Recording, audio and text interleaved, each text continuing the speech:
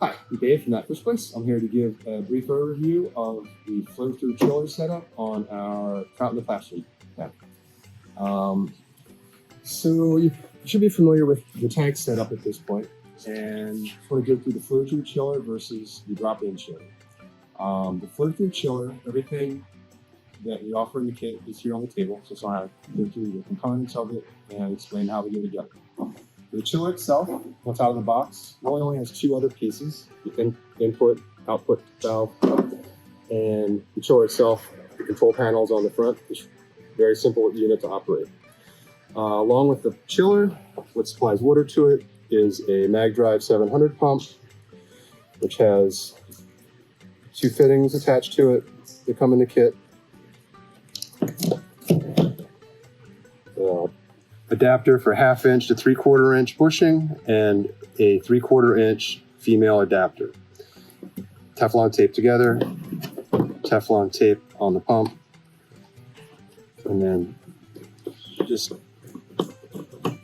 snug hand tight. That's all it needs. Kit comes with Teflon tape, pre-filter sponge, which comes with the pump, 4 hose clamps, 16 feet of tubing, and a return nozzle. Okay, so these are the components for the setup, and we'll switch over here to our Trout in the Classroom tank that we use this season. You see it all connected together.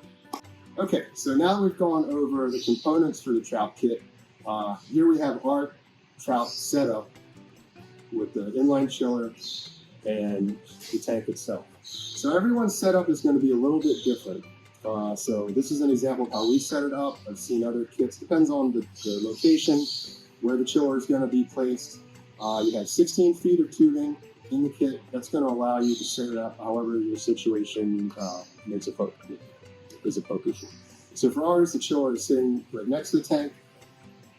The flow is set up in the tank as per the Trout in the Classroom setup. You've seen those videos on how to do it. The difference here is the flow-through chiller versus the drop-in chiller.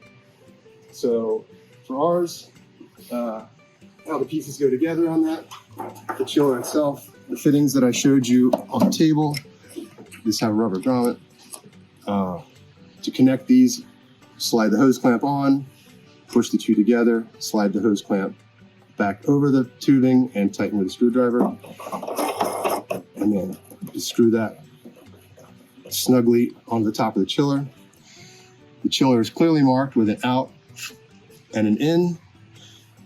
The in connects to your pump. The out connects to the discharge nozzle on the other end of the tank. And the control panel for the chiller is right in front. It's not on at the moment, but it's very easy to operate. You just set the set point at 55 degrees. So on ours, the MagDrive pump is connected in the same manner at this end with the tubing. You cut a length of tubing that's appropriate for your setup. Just want to make sure that there are no kinks. The water can flow freely through your setup. And then for ours, the MagDrive pump just sets in the tank right next to our intake for our canister filter. And then a longer length of tubing comes from the chiller to the other side of the tank to our return nozzle. So this was on the table, same connection as the others. Slide your hose clamp on, slide the fitting and the tubing together, slide the hose clamp back up, tighten with a screwdriver. And you want to locate that at the same position as your return nozzle from your canister filter. That way, the chiller and the canister filter are creating the water flow through the tank in the same direction, and they're working together. That's basically the setup for the flow-through chiller. Lost it. Okay, so once the tank is set up and plumbed, to operate the chiller, the tank should already be full and running at this point. So you've got your pump hooked up, your return line hooked up. It's ready to plug the pump in. So the kit comes with clear tubing. Once you've got the pump connected and running, you will see the air bubbles come through and purge out of the chiller. Once you see that all the air is flushed out of the chiller, you can go ahead and turn the chiller on. You never want to run the chiller without water flowing through it. Once the chiller has flushed and powered it up on the control panel here at the front, set that to 55 degrees, and it should keep the trout nice and happy. Okay, so once you have your trout released and you're ready to break down the system for the winter, or for the off season, however you want to put that, you basically do it in reverse. Everything is easily disconnected the same way. If you want to completely break it down, you can. But really the most important part of storage of the chiller is getting the water out of it. You can disconnect the fittings off the top, make sure all the water's out of the tubing.